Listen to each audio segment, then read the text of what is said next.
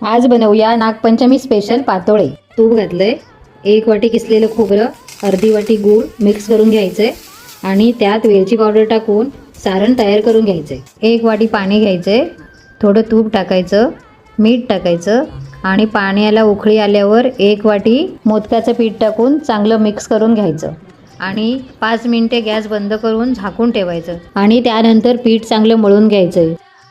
पाण्याचा हात लावून मळून घेतला तरी चालेल। हे बघा, हळदीची पानं घेतली आहेत, ती कापून घ्यायची आणि थोडं लाटणं फिरवून घ्यायचं त्याच्यावर। पानाला तूप लावून घ्यायचं आणि गोल पातोळी थापून घ्यायची आणि त्याच्यावर सारण ठेवून दुमडून घ्यायची आणि कडा बंद करून घ्यायच्या आणि चाळणीमध्ये ठेवून 10-12 मिनटं वाफवून घ्यायचे आणि 10-12 मिनिटांनी बघा हे पातोळे झालेले आहेत। बघू शकता सुंदर पातोळ्या तयार झालेल्या आहेत। एकदा नक्की करून बघा। दर्शनास किचन यूट्यूब चॅनलला सबस्क्राईब करायला विसरू नका।